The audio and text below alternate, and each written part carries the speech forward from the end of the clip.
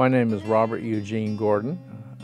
I was in Vietnam as a first lieutenant from June of 1968 until July of 1969. I was in a motor transport company involved in moving all kinds of supplies north and south of the city of Quy Nhon and east to west over to almost to the Cambodian border to Pleiku.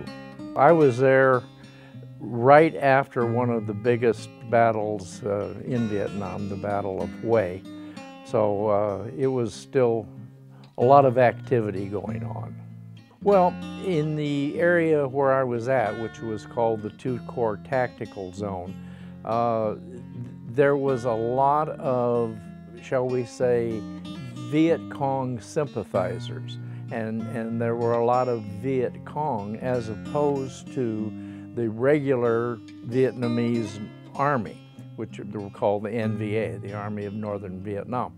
And so many of the people were farmers by day and VC by night, so it was a very relatively unsecure area.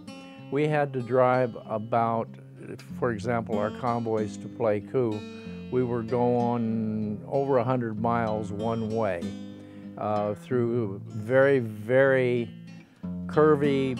We went through 2 very significant mountain passes.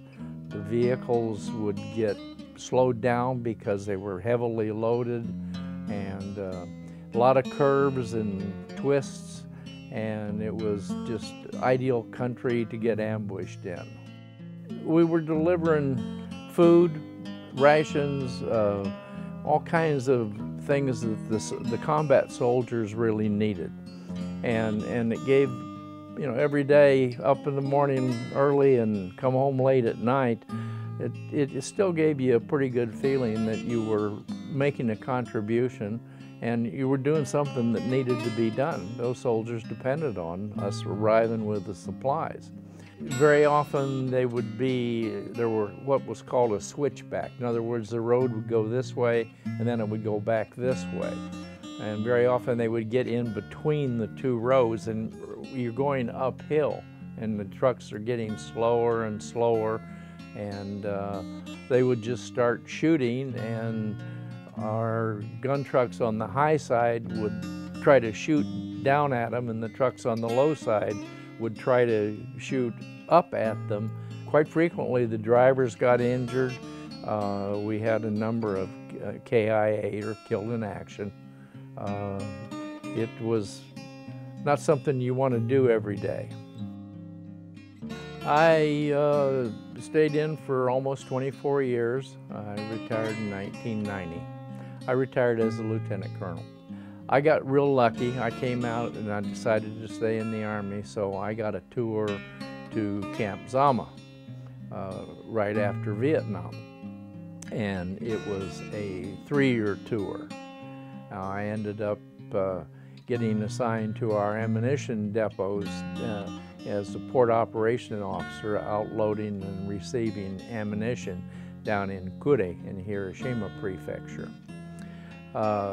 So I got to stay out of Vietnam longer than most did, and I guess fortunately for me, the war had started winding down and was pretty well, by 1970, end of 72, was not nearly as much activity as there had been. We just started withdrawing troops by that time.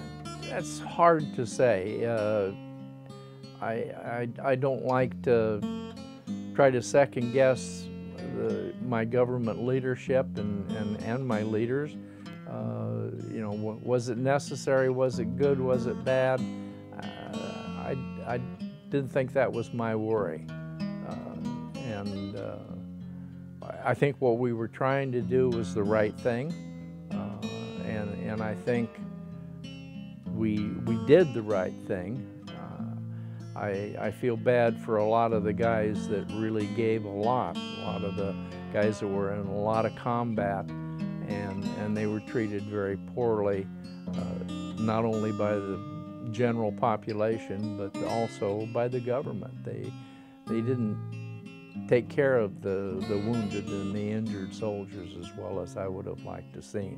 I think it's gotten a lot better. I'm real happy to say that as we, as a lot of years have passed since I was there, I think that there's been a real change in the attitude about Vietnam veterans and the way we are treated.